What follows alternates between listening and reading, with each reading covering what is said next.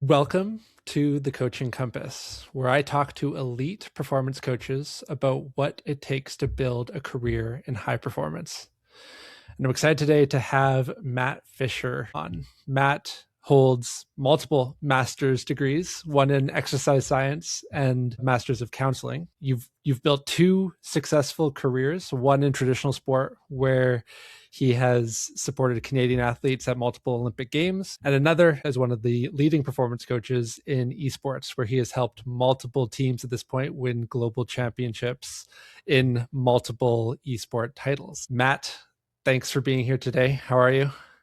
Hey, I'm doing great. Yeah, pleasure to be here. Thank you so much for having me.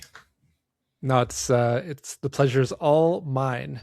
Um, Want to start on a topic that you and I have talked lots about in the past, which is education. You have two master's degrees, but would you maybe walk me through kind of whatever comes to mind around that topic of you getting your master's of counseling later on in your career, what that switch was, why you went into strength and conditioning? First, take it wherever you want to go, very open ended. Yeah, no, I mean, I think there's actually some parallels between the two degrees that I decided to do at different times. So, the first one was in exercise science, strength and conditioning. That was back in the early 2000s. And at that point in time, in Canada at least, we were behind the US and some other countries. In terms of strength and conditioning, working at, kind of the highest level, it was still, even the term strength and conditioning coach was much like performance coaches today. It wasn't really a protected term. It wasn't really, people came from all different backgrounds. There weren't really expectations in terms of education. And so I kind of entered the physical science side of things right at this turning point between the Wild West to, hey, if you want to be working with provincial, national Olympic teams, you need to have education behind it. So at that point in time, even though I had done an undergrad in psychology, I decided to do a master's in strength and conditioning. And again, tick those boxes. Obviously, the education I got was extremely helpful for the career that I had in strength and conditioning. But then, sort of the same thing kind of happened later on, after spending, a decade plus working as a strength and conditioning coach. It was really at the 2018 Olympics where I started to recognize just, of course, how impactful the mental side of performance was. And at that particular games, I was very lucky where I was staying was actually, I had to take a shuttle to the venue every day with Dr. Karen McNeil, who was the lead sports psychologist for the Canadian Olympic Committee. So I really picked her brain about potentially transitioning away from physical performance to mental performance. Anyways, speeding it up a little bit, once the games were done, found locally here in Vancouver, Douglas College had an extremely great, with a great reputation, mental performance mentorship program. And this is really one of the pivotal, I think, points in my career that set me up for the success that I've managed to find over the last X number of years, especially in esports. And my mentor there, Dr. Laura Ferris, one of the things that she said to me was she accepted me into the program despite not having a graduate degree in sports psychology. She helped direct me towards, well, what I ended up doing, which, as you mentioned, was a master of counseling, which is very different than most of the practitioners who are performance coaches in esports. And the reason that she suggested this, going for a master's of counseling, was she said the number one thing that she saw with her students that was sort of missing was the high performance experience. A lot of them had been athletes, played at a collegiate level, where obviously there's pressure, there's high stakes, but the pressure in the environment that you see at the Olympic level is something that I was very lucky to have, Hmm. even though I didn't have the education side on the mental aspect of it. And what she said was, well, if you go do a sports psychology master's, you're going to learn a lot about the things that I think you probably already lived and experienced within these environments. But one of the things that a lot of sports psychologists often struggle with is dealing with the human problems, the issues that when we take away that athletic identity or gamer tag in the esports context, a lot of the challenges come from just being, a human and the everyday problems that we have. And I decided to go back, applied for a master's in counseling psychology versus sports psychology, and that has served me so well in esports to this day and continues to do so. So Yeah, went on a little bit long there, but hopefully that answered the question. We're here for the long answers, There Matt. we It's go. all good. So, understanding you had that high performance experience, which enabled you to maybe take a non sport related degree, master's degree, in more of a counseling. Was your counseling experience one that you would recommend to other performance coaches, maybe looking to differentiate, or because it just worked because of your unique profile?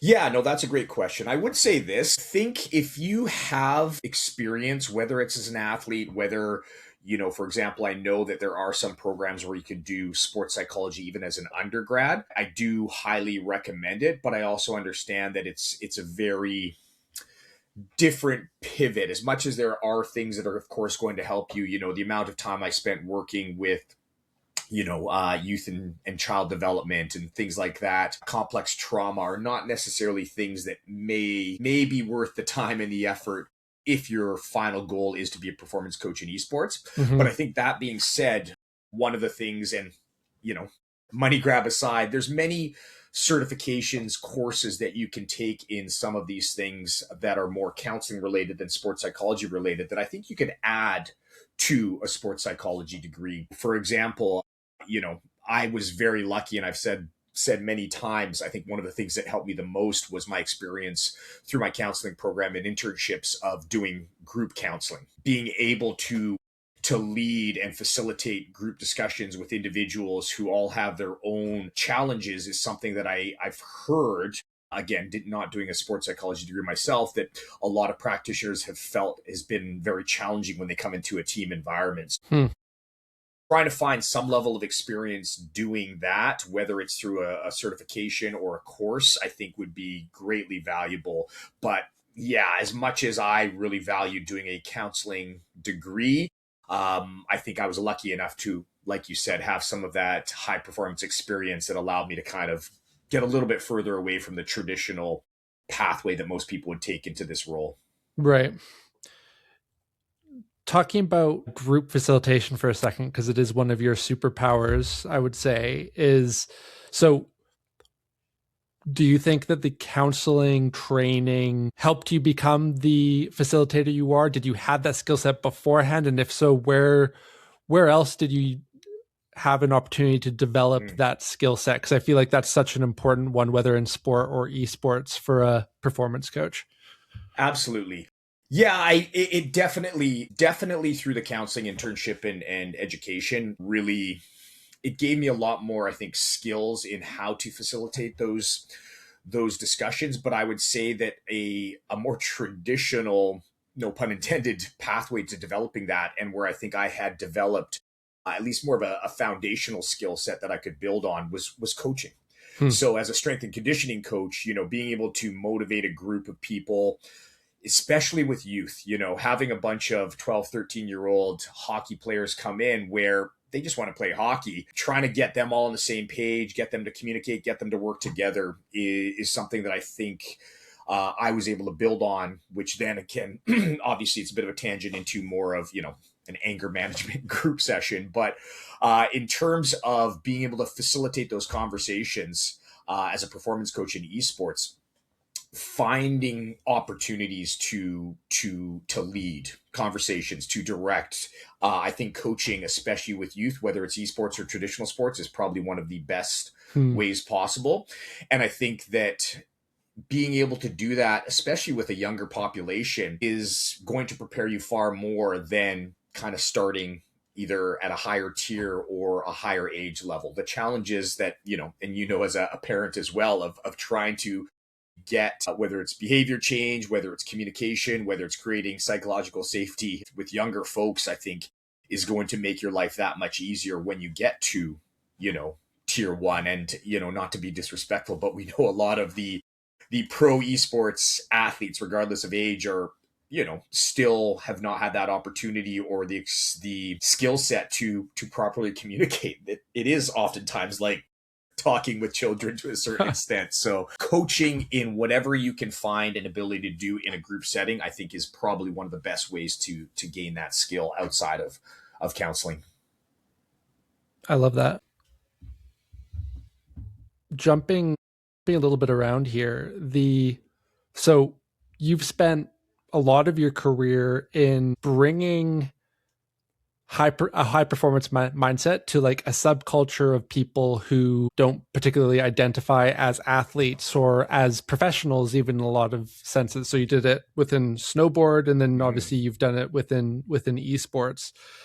That strikes me as another unique skill set and an experience set that you have. How did that go for you, and how would you, because it happens not even at a subculture level, but at a team organizational culture level, when a performance coach comes in and like maybe you're the first performance coach coming into an organization, you're trying to set these standards. How have you found success in two very different cultures at this point and building um, building your craft?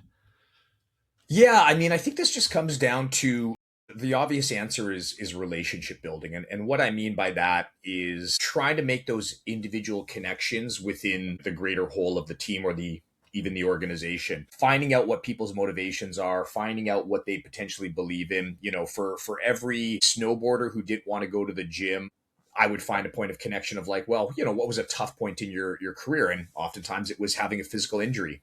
And so, well, hey, a great way to avoid having to go through that experience again is maybe we get you stronger, maybe we work on your flexibility or whatever it might be. So finding things that might connect to them when they don't necessarily see the direct, connecting of the dots as to why it's worth putting their time in to these things that they never valued or relied on to get to the level they're at. And obviously working in the tier one level of esports, most of these athletes have gotten to where they are simply by grinding the game. And I think one other way, the more that you sort of just make that connection with them, is starting to recognize some of the things that they may not actually classify as, let's say, a mental performance tool that they're just naturally doing.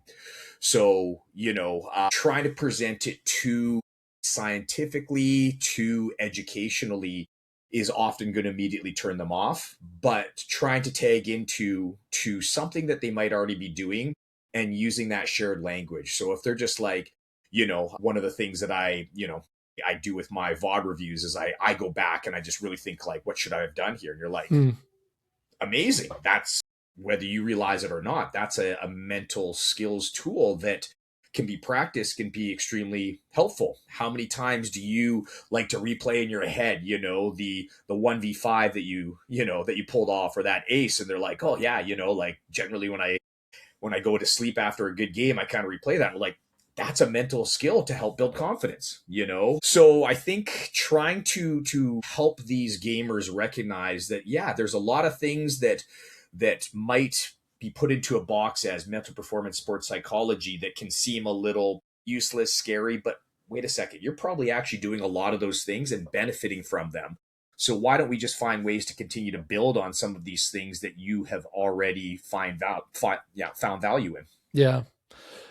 How long, I mean, obviously building connection is a process, but it needs to start somewhere. So like maybe use any of the examples from when you've gone into a new team, like when you're going in day one, it's your first time meeting everyone face to face. Like what does that look like? What's maybe some of your go-to questions, activities, whatever it might be? And I guess in addition to that, do you need to be like extroverted and have that personality trait in order to be able to build that connection effectively? Yeah, I mean, to begin with that, I think that's both reading the room, of course, but I think also we can stereotype a little bit. You and I have talked about many times. I've been effective, I think, with rapidly building rapport with a lot of FPS titles because, again, I think I am a little bit more energetic. I look a little bit more of the bro part. Whereas if I come in with that same energy with some League of Legends players, it might do the opposite. It might turn them off to the point where it's like, okay, this is that guy I've avoided all my life. Yeah. And so I think it definitely comes down to reading the room, but same thing, finding those points of connection where oftentimes I think I've used this example. If I walk into a room and again, being lucky enough to hopefully be IRL for some of these situations versus on video, and saying, hey, man, I like your shoes. I was used to be a bit of a sneakerhead. And then all of a sudden you make this point of connection where it's like, oh, I thought this guy was going to talk about my sleep, or, what am I doing for tilt, or whatever it might be. And it's like, no, like, the more that we start to build trust on things that are comfortable and authentic to us, the easier it might be. If I'm on a video call for the first time, and generally I often ask him, like, hey, I know it might be uncomfortable to begin with, but is there any way you can have your video on for the next call? Part of that might just be looking for cues in their environment. If I see an anime model up in the back, or, a Pokemon stuffy or something, ask questions about that. Even if that's something that I'm not super familiar with, which I certainly am not when it comes to those things, I'll be like, hey, well, that looks like a Charizard. Like, my son is just getting into Pokemon. Is that something you're into? And immediately, rather than them feeling like you're coming in to oftentimes judge them on, how good of a performer they are, how good of an athlete they are, you just sort of take that guard down and be like, we're just here to have a human to human conversation. And even then, if it is going to be, let's say, a Discord call for the first connection, I'll send that message ahead of time being like, hey, the whole purpose of this call is simply just to get to know one another. You don't need to come prepared with anything. I'm just here to figure out how I can best support you, because that's going to look very different than it might for one of your teammates. So I think kind of bringing that guard down, because we as performance coaches have not done a great job of really explaining what it is we do and how we plan on doing that. And so I think a lot of times we actually come into situations where there is actually a sense of added pressure simply having that conversation. So the more that we can, both ahead of time and in the first, 2 minutes of the conversation, kind of just bring it back down to, we're having a conversation. I think the easier the rest of that conversation and hopefully future conversations will go. Basically, be a human first and be a performance coach second. It sounds so ridiculous, but that's literally it. Human to human connection. And I think an obvious one that I'll add on to that is I like to talk. I get excited about these things, but doing your best to actually, listen. I think a lot of times, sometimes people are, as much as I might come in with an expectation, like, okay, based on what the coaches said or the owner said, like, this might be a little bit of work. Other times, man, that athlete just comes out and just, here's what I want to vent about. Here's what I want to talk about. And so being able to make sure to just sit back and listen, because sometimes all they want is some space. And if you can give them that space, because maybe they don't find that within their team environment on a regular basis, man, what a an effective way of, again, kind of getting that rapport right away. Yeah, I love that. You mentioned owners, and I want to spend a little bit of time there, because I think a lot of performance coaches, they think their job is kind of coach down. They're working with the athletes, maybe they're working beside the other coaches, but like that's the extent of their role. But one of the things that I've seen you do is build great rapport and trust, not only with the athletes and the coaches, but with ownership, with executive level people within the organization, to allow you to have more trust, to have even more of an impact. What's different in building that connection and that trust upwards rather than downwards? Yeah, I think that's really expectation setting from the very start. Obviously, sometimes every structure within esports is different. Sometimes you will be speaking with the actual owners. Sometimes it's going to be a GM or a VP of esports. But recognizing who might be the one who's going to be really the decision maker when it comes to a lot of these things. And sometimes that may not necessarily be the person who you've been talking to or who you've hired. So let's say it's a GM that I'm talking to, but I recognize in speaking with the GM, well, their hands are often tied because it's, the owner who's having those who's making the decisions when it comes to rosters or, investment budget, whatever it might be. Once you sort of establish a little bit of who is making the decisions, this is where I think trying to be clear about how you work. So for example, let's say it's a GM that hires me, but I recognize that they're often having to defer to ownership because they really like to be hands-on. Well, I don't want to just go to the ownership or just say to the GM, like, hey, can you connect me with them, without explaining why that might be? Because all of a sudden they might feel threatened of like, well, wait, why is this guy trying to go above my head? Sure. And that's where, if I can explain, well, hey, listen, oftentimes, I recognize you're doing your best to try and explain why you think certain decisions should be made, but when they hear it from somebody else or somebody who's come in to look at things from a different perspective can provide them with a viewpoint that maybe they might think is slightly biased based on your role or your relationships or anything else. I want to do this to support you, not to circumvent you, not to do anything, unethical. But I think one of the biggest challenges, and the reason that, you and I figured this out in the early years working together, that it's important to take those chances and even ask those questions of like, can I speak to these people? Yeah.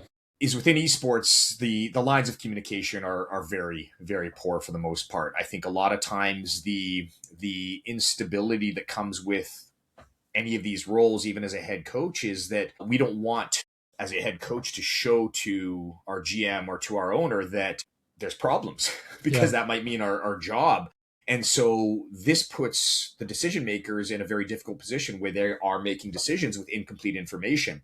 And selfishly, as a performance coach, well, if I feel like, wow, we're just on the brink of getting this team culture together and, truly seeing this process work out, but the owner is sort of like, I have no idea what's going on. Well, they all of a sudden, hey, this player is all of a sudden available. And just when you feel like things are coming together, they don't recognize exactly what the actual reality is. And they might make a decision based on, again, incomplete information. And so sometimes that's being able to point out the growth and the things where you do see improvements happening. But more often than not, it is pointing out, well, here are the issues, here are the challenges, but also trying to provide a realistic timeline and solution and a timeline on how long that solution, your proposed solution, might take. I think everybody talks about trusting the process, and then 2 weeks into the split, Yeah. roster changes are happening. If I haven't said to an owner or the person who's making those decisions that, listen, I think these first few weeks are going to be tough. Here's the reasons why. We still need to build trust. There's a little bit of, lack of psychological safety. The coaching staff is still trying to figure out their role clarity. I'm not going to guarantee any outcomes, but I want to paint the picture of the process. Here's what I'm going to do to help us get into this position. This is what's within our control. We're going to do it by having, these meetings, these individual sessions, these conversations, whatever it might be. But not saying that that's immediately going to lead to a win or, winning this split or whatever it might be. But you have to be able to find the comfort in speaking with the people who could greatly impact your environment that you're now trying to change. And so easier said than done, but sometimes you just have to ask those questions of like, hey, can I have a connection to so-and-so? Yeah. You and I have talked a lot about presence for coaches over the years. How do you think presence and how you present yourself impacts the connection you can have with players or with ownership? And how do you particularly do it for yourself, just to give some specific examples? Yeah, I mean, presence, we say the young ones call it the aura. I mean, this is everything from, the actual science of body language to even just, to me, whether we want to go body language science, mirror neurons, or just coming off as a leader. Hmm. I think one of those things is oftentimes, you and I have talked to the end of days about the difference between an academic and a practitioner. And I think, especially coming from a counseling background and I think sports psychology as well, we're often taught that our job is to help people find their path, not direct them down it. And the mistake that I made early on in the career was definitely trying to just help people find their path and recognizing that either they didn't know what that path was, or they didn't value the potential directions they could go, or Mhm. B, they just needed to be kind of a kick in the butt to recognize that this is going to be helpful. So I think coming in with a lot more confidence, to me, even though it's a made up term, it's performance coach. A coach is there to direct and to lead. And oftentimes you are going to be walking into an environment where there is a lack of leadership. There's a lack of confidence. We know often coaches have come from playing, a year or two ago to all of a sudden leading.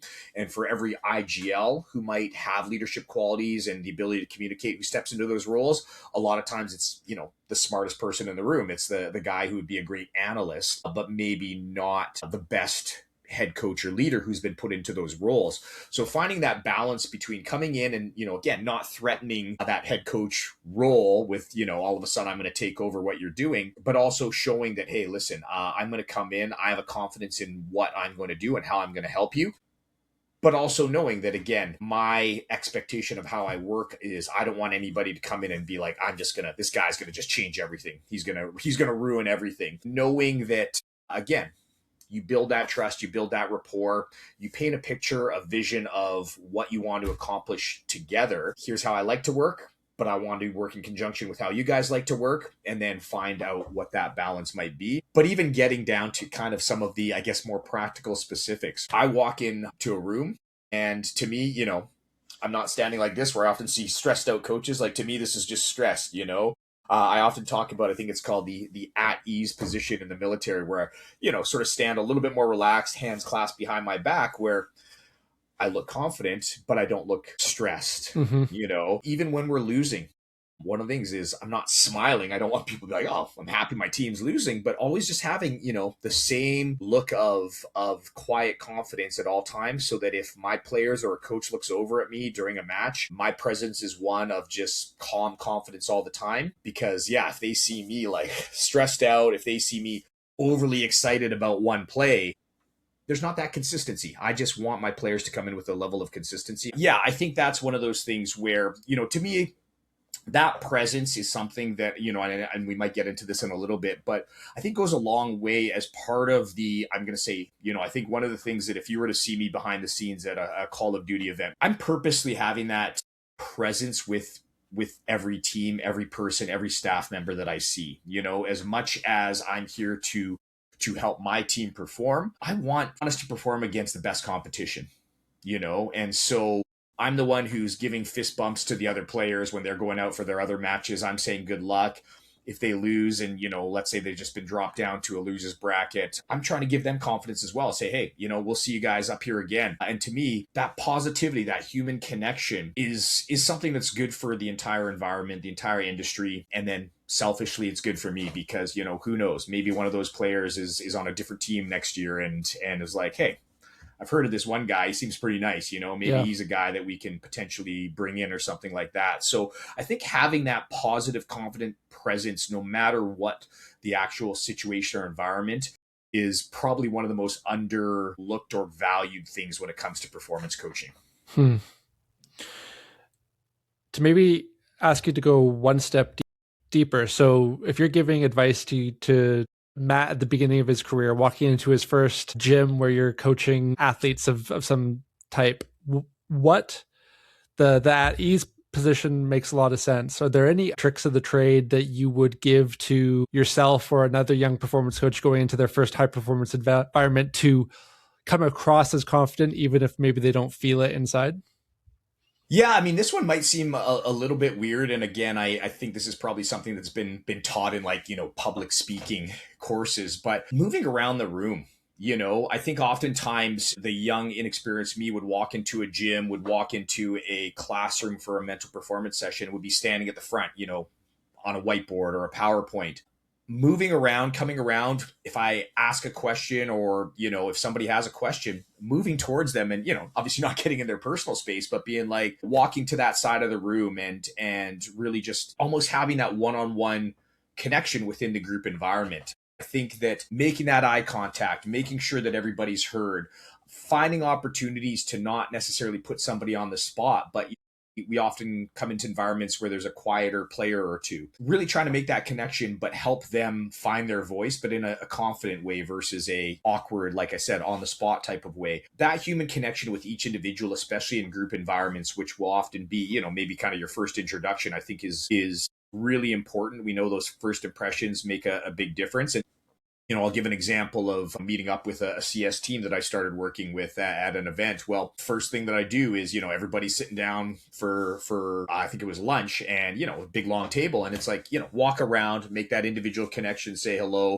Again, a little bit of self-deprecation goes a long way. I think a lot of showing a little bit of vulnerability, making jokes. One of the things I think I did at that one was I saw, I'm like, seeing the guys eating some, some of the guys had some pretty healthy meals, and just making that kind of joke and be like, oh man, I better make sure that I'm role modeling as a performance coach. I was going to order the burger and fries, but you guys are, having the salmon and the salad here, so that's better what and it just takes some of that pressure off, but also Yeah. shows that, hey, a confident person can make fun of themselves. And so I think that's something that I was never good at growing up. I was never confident with experience, with practice. I think it has become better. But to me, that's as much as some people have it as a personality trait. I think confidence, as we know, is something that is trained. And I've had to train myself in ways to have the confidence to walk into a room in ways that I just never naturally had. So Mm. I can even say that. I'll say to guys, hey, listen, I had to take a couple deep breaths before coming in and meeting you guys, just because, you guys are Right. superstars, So hopefully that's something that is working for me, and then I can show you that it'll work for you as well. You've feels like done it all in your career at some level. Like you've traveled the world, you've been to Olympics, you've been to esports events, you've done a lot, and we know the toll that the high performance lifestyle can take on anyone. How have you maintained the stamina, the mental sanity, whatever you want to call it, over such a long time in so many different environments where you can still get up in the morning and go, okay, like here we go again? Well, as you've seen for me, certain times of the season, maybe maintaining that sanity might be a Sure. little bit closer to the edge than other times. But I mean, I think this is where what has allowed me to become a confident practitioner is because I truly have become a student and a practitioner of what I preach. I recognize oftentimes when I go to events, I am spending more of my time and energy ensuring that my players and coaches are following their routines such that I sacrifice my own routines. But the only way I can manage that is the moment I'm home. I have to get back to my own routines. I do my breathing exercises. I'm a fan of Wim Hof. That works for me. My mobility, making sure I get my walks and those types of things in. It's that whole idea of, you can't keep others warm by setting yourself on fire. So I also try and role model some of these things as well when I'm on the road. I might say to guys, hey, listen, I am going to be offline for the next couple of hours because tomorrow is a big day and I want to make sure I'm at 100%. And as much as that is definitely for me, it's also going to be saying to them, hey, listen, like you guys need to take care of yourselves as well. Yeah. I mean, obviously, through years of it, I don't like traveling. I don't like being on planes for long periods of time. But I think there's also, for me, it's creating those consistent routines. I know exactly how early I need to get to an airport, not based on where I'm going or what they say, but for me to feel comfortable that I'm going to be able to get there and relax and do everything I need to do to make sure I'm going to be fine for this 11-hour flight, whatever it might be. But I think, yeah, just really taking all the things that we as performance coaches are trying to teach our athletes and do it ourselves and continue to guinea pig, continue to experiment and continue to refine. Because, yeah, as I've gotten older, the body does not like those long trips nearly as much. So I know I need to be booking a massage or a physical therapy appointment in the weeks leading up, or it's going to be, hell for those types of things. Again, understanding we don't all have the luxuries of being able to do all these things, but yeah, really, really focusing on that self-care and not feeling, I think, the same level of guilt that I might have had in the past, that even on trips where I'm there to support teams, like, yeah, as much as I say I will often kind of sacrifice a little bit of that, I also recognize, hey, listen, if I don't take tonight off and skip this, VOD review session, I'm not going to show up the way that you need me to show up tomorrow. Yeah. Matt, as we slowly wind things down here, I want to start where we or finish where we started back Mhm. at education, and specifically if you're talking to a young performance coach starting their career here, how would you frame the balance between, I mean, there's so many accreditations, there's so many certifications, there's so obviously there's all the university degrees you get and need to get in this field in some cases. And how would you advise someone in balancing that versus actually getting that like earned experience if they're wanting to be as impactful as they can be within a high performance environment? Yeah. I mean, kind of like what I alluded to earlier with my kind of previous career on the strength and conditioning side, I do think that esports is in that place where the valuing of credentials is not going to go away. If anything, with the Esports Nations Cup, with the hope that there's going to be an official Olympic connection in the future, I do think that it's going to be important to have the letters behind your name. But I think that there's going to be far more people out there with graduate degrees, with PhDs, than people who have actual experience. And like we talked about, confidence, presence, the ability to actually be effective practitioners. So to me, I think the recommendation that I always have would be, I know a lot of the people who are looking for opportunities here, they're looking to rush through that master's, get onto their PhD, publish their, research on gamers, and expect that that's going to prepare them as well as open the doors for those tier one opportunities. And I think that even should those opportunities present themselves, I think it's going to be a very difficult transition into becoming that practitioner. So for me, I think if I were back in grad school, I would be finding that balance of and again, I hate unpaid internships, but it's esports. So, oftentimes trying to find a paid opportunity with, especially, a tier two or tier three team is going to be difficult. So you might have to, do that on your own dime, on your own time. But that is really going to give you, like I said, I think a better level of experience preparation for when you get to that tier one. I think in no other, vocation, especially looking at traditional sport, do you really have an expectation that you can go from completing your master's degree in sports psychology to be working with tier one? You're not all of a sudden going to get a chance to work with the Lakers, let alone the Nets, but in tier one esports, there is that chance. But just because you have that opportunity, I don't necessarily think that might be the one to take. So finding that balance between getting the education that you will potentially need to tick the boxes of what certain organizations are looking for, but not sacrificing the opportunity in the here and now to be accruing that real life experience. I would rather, have a practitioner under me take 4 years to complete their master's degree, but accrue actual practical coaching, performance coaching time within those 4 years than have somebody who comes out in a year and a half with their degree, Yeah. but is even more ill prepared and now needs to try and find those opportunities to gain that experience. So always that balance, but like I said, I think there's ways that you can kind of tick both boxes, and it doesn't always need to be as a performance coach, as a sports psychologist with a team. Find opportunities to coach, find opportunities to just get experience in a high performance environment. It's going to go a long, long way to preparing you for what you're going to see in esports. How are you thinking about professional development for yourself these days? What are you working on, learning? Who are you talking to?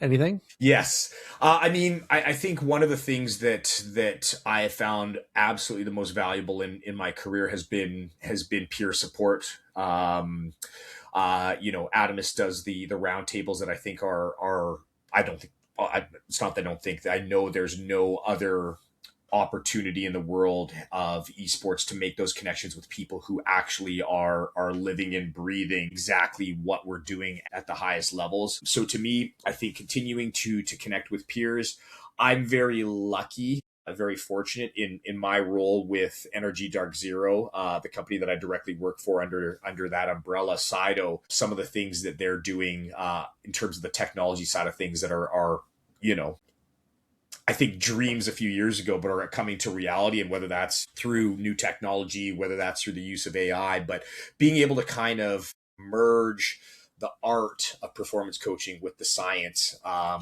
think, between the amount of research that's come out, between what Sido is doing and having the opportunity to actually trial those things with teams where I'm guinea pigging these things, I think has been absolutely amazing. So, I think one of the things I've said multiple times in all iterations of my career, I think I've been able to continue to progress because I surround myself with smarter people, with more motivated people, people who love the education side. I'm never going to be an academic. I'm a practitioner, but I need academics to inform me of what the latest and greatest practices are based on evidence. And so making sure I have those connections, hopefully I can share some of my experience in art with people, and then I can learn from them on, how I should be adjusting what it is that I'm doing. Great.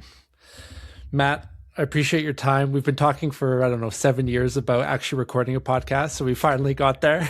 Yes, yes, yes. No, it was an absolute pleasure being on. And I think as we've talked about before, like this could turn into a 5-hour podcast or a series, just the two of us. So it was a great start here. No, appreciate it. And for those listening, if you want to go further than what we covered here today and get more of an intimate kind of conversation with Matt, we're bringing Matt into Advantage, which is our community for performance coaches, for a exclusive, intimate discussion. Matt will be joining us on May 4th, and the spots are limited. So if you're interested, the link will be in the show notes, and we will hopefully see you there. But Matt, thank you again, and see you on the 4th. My pleasure. Thanks.